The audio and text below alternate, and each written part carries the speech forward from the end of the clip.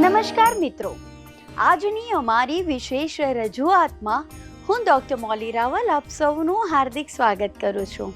આજે આપણે વાત કરવા જઈ રહ્યા છીએ ભાદરવા સુદ પૂનમથી ભાદરવા વદ અમાવસ્યા સુધીના સમયને મહાલયા શ્રાદ્ધ કહેવામાં આવે છે તે વિશે કે આ મહાલયા શ્રાદ્ધ શું છે, આ શ્રાદ્ધ કેમ કરવામાં આવે છે અને એની પાછળનો મુખ્ય હેતુ શું છે.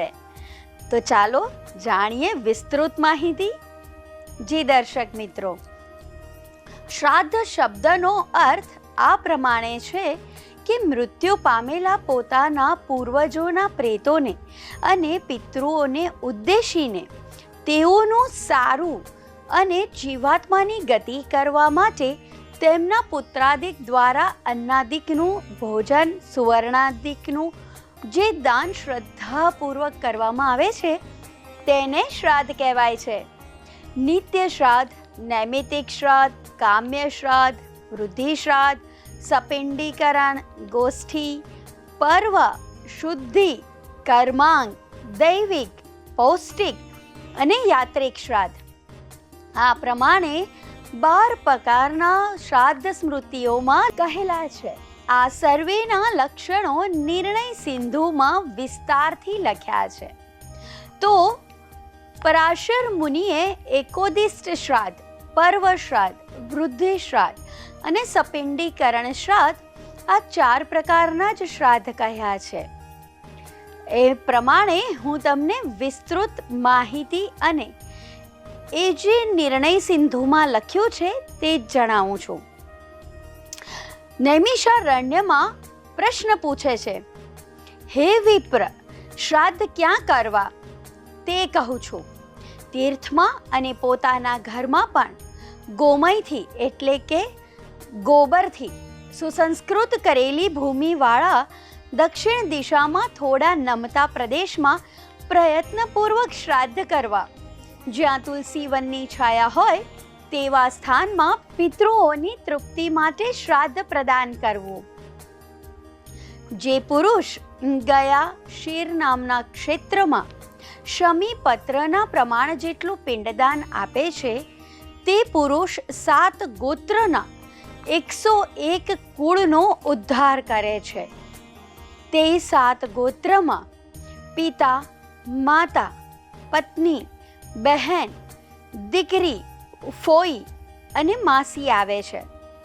તેમાં પિતાના ગોત્રમાં 24 કુળ, માતાના ગોત્રમાં 20 કુળ, પત્નીના ગોત્રમાં 16 કુળ, બહેનના ગોત્રમાં 12 કુળ, દીકરીના ગોત્રમાં 11 કુળ, ફોઈના ગોત્રમાં 10 કુળ અને માસીના ગોત્રમાં 8 કુળ. એમ કુલ 101 કુળનો ઉદ્ધારક થાય છે. હવે શ્રાદ્ધ ક્યાં ન કરવું જોઈએ તે હું જણાવું છું. વિદ્વાન પુરુષે જે પ્રદેશમાં મલેચ્છજનો ઘણા રહેતા હોય તેવા પ્રદેશમાં રાત્રિના સમયે, બંને સંધ્યાના સમય અને અંતરિક્ષમાં ક્યારેય શ્રાદ્ધ કર્મ ન કરવું જોઈએ. તેમજ જ્યાં પ્રત્યક્ષ બ્રાહ્મણની હાજરી ન હોય ત્યાં પણ ક્યારેય શ્રાદ્ધ કર્મ કરવું નહીં. ઋષિ મુનિઓએ જો દેશ કાળની અનુકૂળતા હોય અને શ્રાદ્ધને યોગ્ય સંપત્તિનો પણ મેળ હોય તો પિતૃઓની તૃપ્તિ માટે 96 પ્રકારના શ્રાદ્ધો કરવાના કહેલા છે. હવે પિતૃઓની સંતુષ્ટિ માટે પિતૃપક્ષ સિવાય વર્ષના અન્ય દિવસોમાં પણ શ્રાદ્ધ કરી શકાય છે અને આ અંગે મહાભારત અને નારદ પુરાણમાં ઉલ્લેખવામાં આવેલા દિવસોની ગણતરી કરવામાં આવે તો 96 દિવસ એવા હોય છે જેમાં શ્રાદ્ધ કરી શકાય છે. આ પ્રકારે દર મહિનામાં 4 કે 5 દિવસ એવા આવે છે જેમાં પિતૃઓની સંતુષ્ટિ માટે તર્પણ, પિંડદાન અને બ્રાહ્મણ ભોજન કરાવી શકાય છે. તેમાં દર મહિને આવતી અમાસ, સૂર્ય સંક્રાંતિ, વૈધૃતિ અને વ્યતિપાત યોગ છે. સાથે જ અન્ય પર્વ અને ખાસ તિથિઓમાં પિતૃકર્મ કરી શકાય છે. શ્રાદ્ધ માટે પુરાણો અને સ્મૃતિ ગ્રંથોમાં જણાવેલ 96 દિવસ વર્ષની 12 અમાસ દર મહિને આવતી અમાસના દિવસે શ્રાદ્ધ કરી શકાય છે. 4 યુગાદી તિથિઓ: કારતક મહિનાના સુદ પક્ષની 9મી તિથિ, વૈશાખ મહિનાના સુદ પક્ષની 3જ તિથિ, મહા મહિનાની અમાસ અને ભાદરવા મહિનાના વદ પક્ષની 13સ તિથિએ શ્રાદ્ધ કરવાથી પિતૃ સંતુષ્ટ થાય છે. 14 મન્વાદી તિથિઓ: ફાગણ, અષાઢ, કારતક, જેઠ અને ચૈત્ર મહિનાની પૂનમ, સાથે જ શ્રાવણ મહિનાની અમાસના રોજ શ્રાદ્ધ કરી શકાય છે. કારતક મહિનાના સુદ પક્ષની 12સ તિથિ, આસો મહિનાના સુદ પક્ષની 9મ તિથિ, ચૈત્ર મહિનાના સુદ પક્ષની 3જ તિથિ, ભાદરવા મહિનાના સુદ પક્ષની 3જ તિથિ, પોષ મહિનાના સુદ પક્ષની 11સ તિથિ, અષાઢ મહિનાના સુદ પક્ષની 10મ તિથિ, મહા મહિનાના સુદ પક્ષની 7મ તિથિ અને ભાદરવા મહિનાના વદ પક્ષની 8મ તિથિએ કરી શકાય છે. 12 સંક્રાંતિ: દર મહિનાની 13 થી 17 મહિનાની તારીખ વચ્ચે સૂર્ય રાશિ બદલે છે. જે દિવસે સૂર્ય રાશિ બદલે છે તેને સંક્રાંતિ કહેવામાં આવે છે. 12 વૈધૃતિ યોગ: ગ્રહોની સ્થિતિથી દર મહિને વૈધૃતિ યોગ બને છે.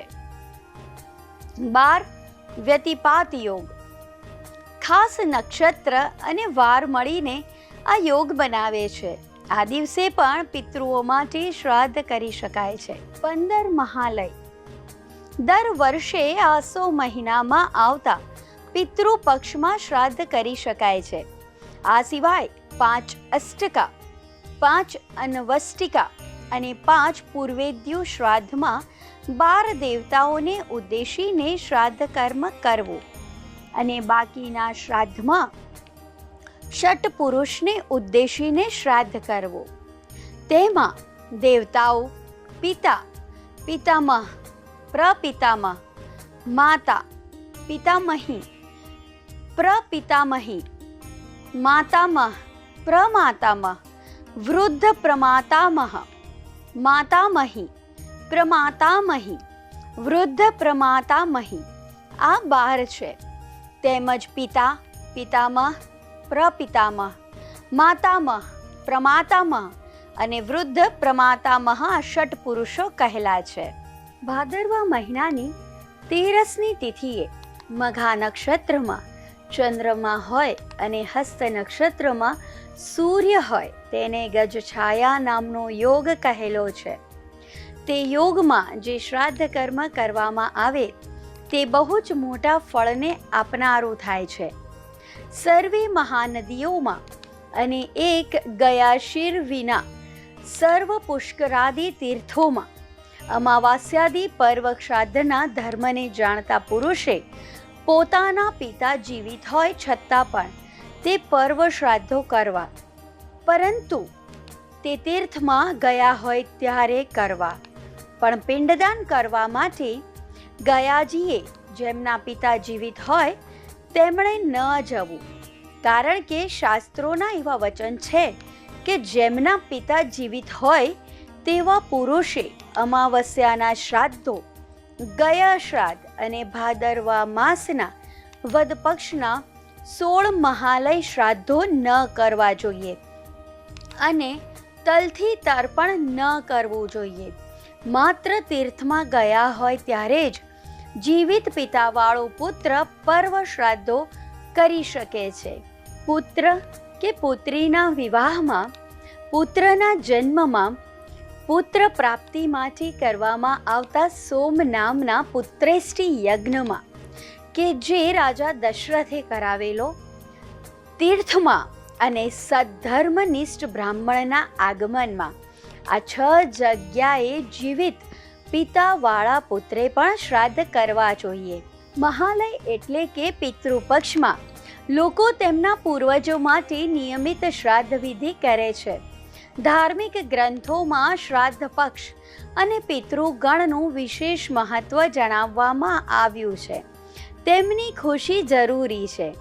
મહાલય એટલે કે પિતૃપક્ષમાં લોકો તેમના પૂર્વજો માટે નિયમિત શ્રાદ્ધ વિધિ કરે છે.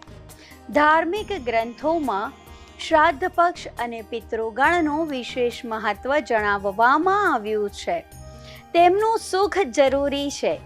શ્રાદ્ધ પક્ષને લઈને ઘણી ખાસ વાતોનું ધ્યાન રાખવું જોઈએ. આનાથી પિતૃઓ ખૂબ પ્રસન્ન થાય છે અને શ્રાદ્ધનું કાર્ય પણ પૂર્ણ કરીને આશીર્વાદ આપે છે.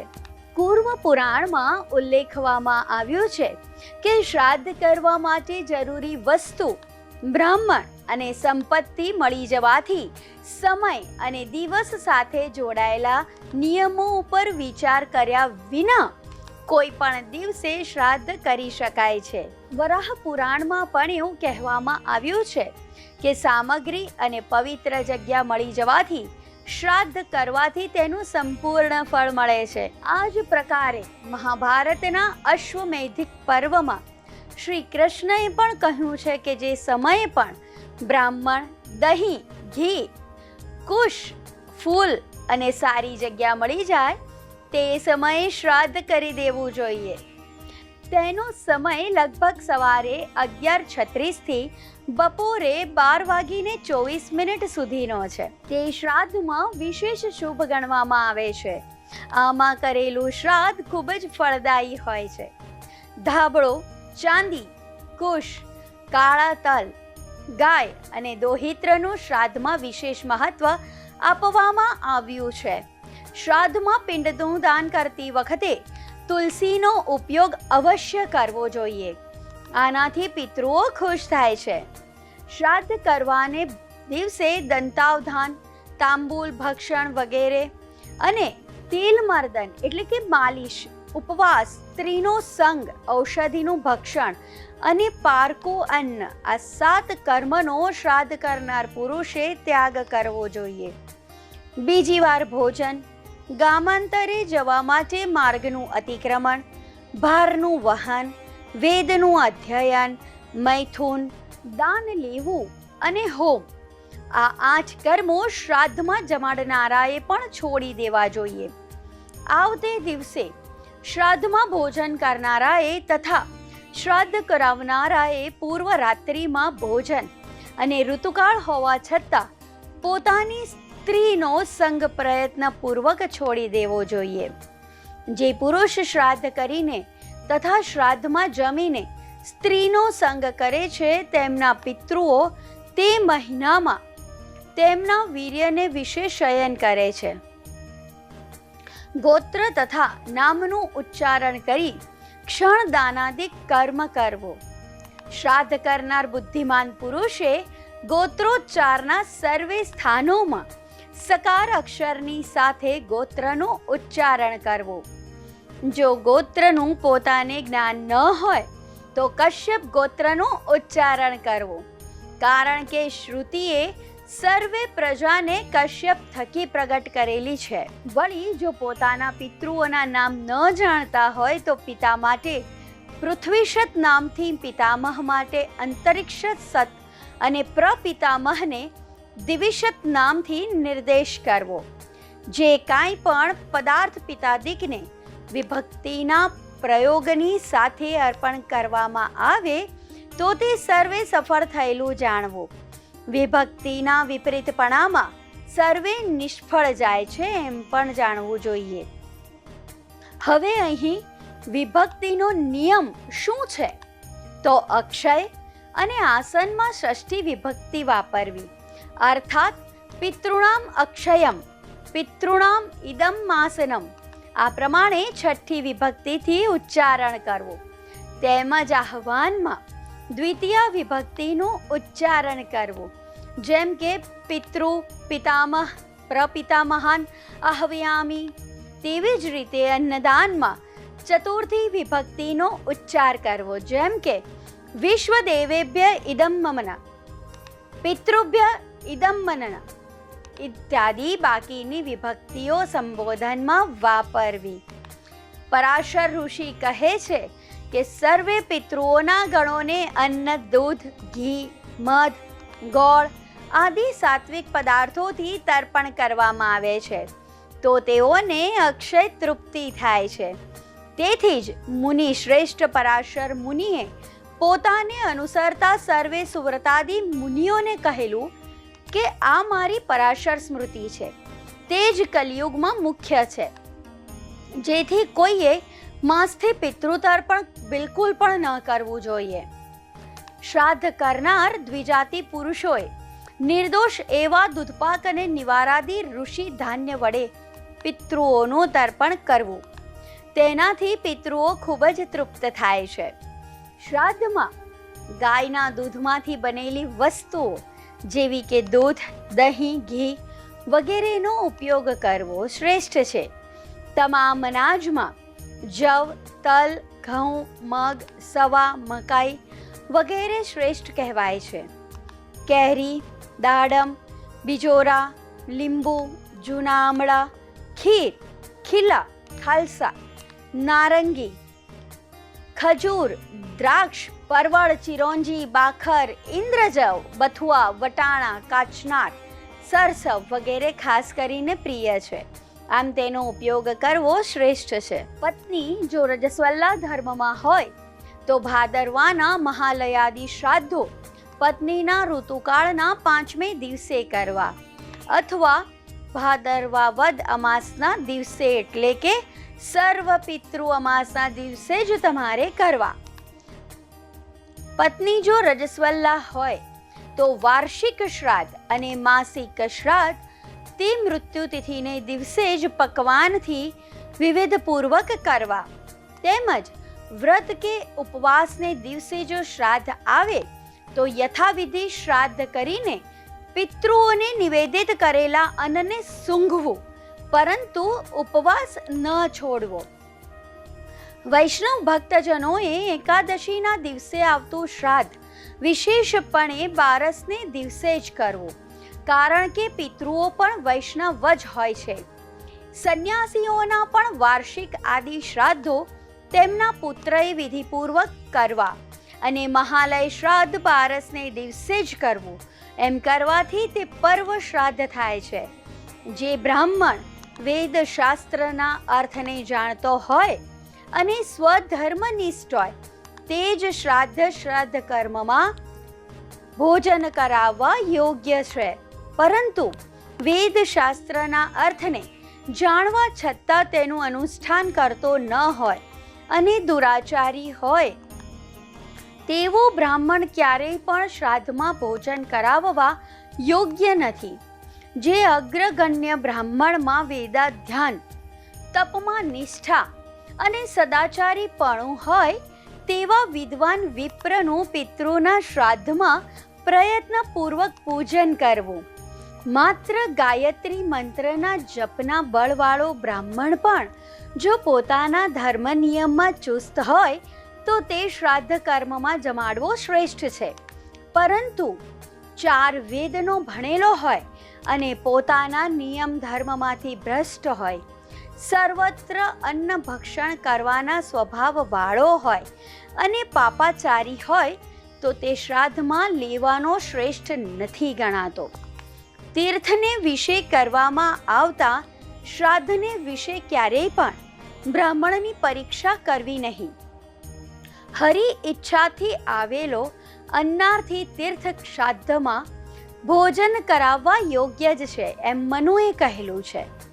જે બ્રાહ્મણ કલિયુગના ધર્મને અનુરૂપ વિદ્યા આદિ સદ્ગુણોએ સંપન્ન હોય અને તે જો કોઈ નિંદિત કર્મ કરેલું ન હોય તો તે પણ શ્રાદ્ધમાં સ્વીકારવા યોગ્ય જ છે.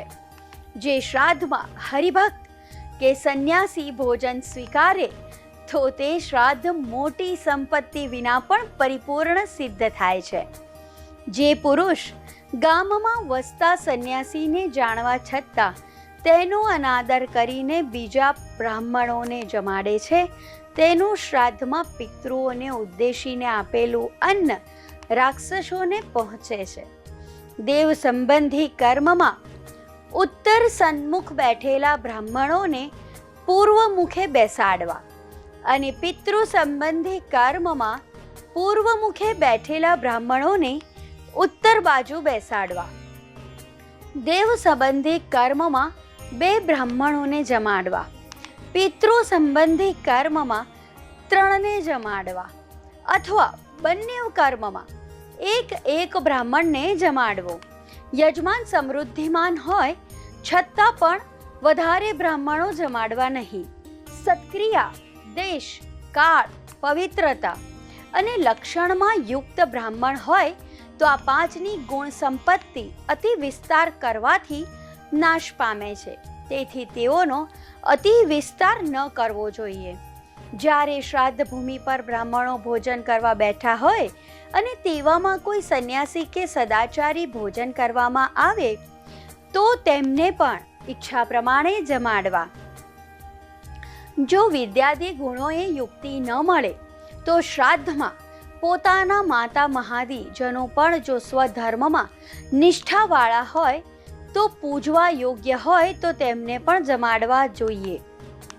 શ્રાદ્ધમાં ભોજન કરનાર બ્રાહ્મણે બને ત્યાં સુધી મૌન રાખવું જોઈએ. પિતૃ પક્ષમાં તમાકુ, તેલ, ઉપવાસ, ઔષધ લેવું, અન્યનું ભોજન ખાવું, દાંત કચકચાવવા વગેરે વર્જિત માનવામાં આવે છે. શ્રાદ્ધમાંથી આવતા બ્રાહ્મણોને ભોજન બનાવતી વખતે અને ખવડાવતી વખતે લોખંડના વાસણોનો ઉપયોગ ન કરવો જોઈએ. શ્રાદ્ધ પક્ષ દરમિયાન માંસ અને દારૂનું સેવન ન કરવું જોઈએ. શ્રાદ્ધ પક્ષમાં ગાયનું દાન શ્રેષ્ઠ માનવામાં આવે છે. જો આ સમયગાળા દરમિયાન પિતૃઓ માટે ગાયનું દાન કરવામાં આવે તો પિતૃઓને વિષ્ણુલોકની પ્રાપ્તિ થાય છે. શ્રાદ્ધ પક્ષ દરમિયાન પિતૃ સૂક્તનો પાઠ કરવાથી પિતૃઓ ખૂબ પ્રસન્ન થાય છે. બ્રાહ્મણ ભોજન સમયે પિતૃ સૂક્તનો પાઠ કરવાથી તરત જ ફળ મળે છે. સમગ્ર શ્રાદ્ધ પક્ષ દરમિયાન નીચેની પિતૃ ગાયત્રીનો નિયમિત પાઠ કરવો જોઈએ. ઓમ દેવતાભ્ય પિતૃભ્યક્ષ મહાયોગીભ્ય અનેચ નમઃ સ્વાહાય સ્વદાય નિત્યમેવ નમો નમઃ. પિતૃઓનું મોં સોયની ટોચ સમાન કહેવાય છે. આ કારણોસર તેઓ મોટે ભાગે અસંતુષ્ટ અને ભૂખ્યા અને તરસ્યા રહે છે. શ્રાદ્ધ પક્ષ દરમિયાન અને નાંદી શ્રાદ્ધ સમયે પિતૃઓનું મુખ ભૂસી જેવું મોટું થઈ જાય છે. આવા સમયે તેમના ખાદ્ય માટે જે પણ સામગ્રી આપવામાં આવે છે તેઓ સંપૂર્ણપણે મેળવે છે. જો કોઈ વ્યક્તિનું અકાળે મૃત્યુ થયું હોય અથવા તેના પૂર્વજોના મોક્ષ માટે પિતૃપક્ષ શ્રેષ્ઠ સમય છે. મોટા પુત્રે જ પિતાનું શ્રાદ્ધ કરવું જોઈએ. શાસ્ત્રો અનુસાર પુત્ર, પૌત્ર, પુત્રવધુ, પૌત્ર, પુત્રવધુ, પત્ની, ભાઈ, ભત્રીજો, પિતા, માતા, બહેન અને સપિંડીજનોને શ્રાદ્ધ કરવાનો અધિકાર છે. શક્ય હોય ત્યાં સુધી માત્ર પુરુષે જ શ્રાદ્ધ કરવું જોઈએ. પિતા સંન્યાસી થઈ ગયા હોય કે મહાપાપાદિક કર્મથી પતિત થયા હોય તો વૃદ્ધિ શ્રાદ્ધમાં અને તીર્થ શ્રાદ્ધમાં પિતાએ જે પિતૃઓને આપ્યું હોય તેમને જ પુત્રે પણ આપવું જોઈએ. બ્રહ્મચારીએ પોતાના માતા પિતાના મરણ પછી કરવામાં આવતી અર્ધ્વદેહિક ક્રિયા માસિક શ્રાદ્ધ, વાર્ષિક શ્રાદ્ધ અને મહાલયાદિ સર્વે શ્રાદ્ધો વિધિપૂર્વક કરવા જોઈએ. અને સંન્યાસીએ તો માતા પિતાના મરણનું સૂતક પાળવાનું હોતું નથી અને તેમણે તો આંસુ પણ પાડવા ના જોઈએ. તેમજ તેમની શ્રાદ્ધાદિક પિંડોદક ક્રિયા પણ કરવી ના જોઈએ. જે પુરુષ પોતાના અધિકાર અનુસારે પોતાની શક્તિ પ્રમાણે સમયે સમયે વિશ્વ દેવતાઓ સહિત પિતૃઓનું પૂજન કરતો નથી તે પુરુષ નિશ્ચય નામના નરકમાં પડે છે. અને જે પુરુષ શ્રાદ્ધ કરે છે તે નિરોગી, અંગોની વિકળતાએ રહિત, લાંબા આયુષ્યવાળો, પુત્ર અને પૌત્રવાળો, ધનવાળો અને પ્રાપ્ત થયેલા સમગ્ર ધનને ભોગવવાવાળો થાય છે તથા પિતૃઓ છે જ ક્યાં એવી શંકા કરીને જે પુરુષ શ્રાદ્ધ કર્મ કરતો નથી તે પુરુષના રુધિરને એટલે કે લોહીને પિતૃઓ અતિશય ક્રોધાયમાન થઈને પીએ છે. તો દર્શક મિત્રો, આપણે વિશેષ રજૂઆતમાં આપણે મહાલયા શ્રાદ્ધના શું કરવું જોઈએ, શું ના કરવું જોઈએ, કેમ, શા માટે અને કેવી રીતે આ બધી જ વાતોને વિસ્તૃતપણે જાણી આ ગરુડ પુરાણ, કૂર્મ પુરાણ, વરાહ પુરાણ, નારદ પુરાણ, આ બધા જ પુરાણોને સંક્ષિપ્તમાં તમારા સુધી સચોટ માહિતી પહોંચાડવાનું અમને લોકોને સૌભાગ્ય પ્રાપ્ત થયું છે. પ્રદેશ 24 ગુજરાતી તરફથી અમારા દર્શક મિત્રોને મહાલયા શ્રાદ્ધની આ માહિતી જરૂર ઉપયોગી નીવડે તેવી શુભેચ્છા સાથે હું ડૉક્ટર મૌલી રાવલ અહીં રજા લઉં છું. નમસ્કાર.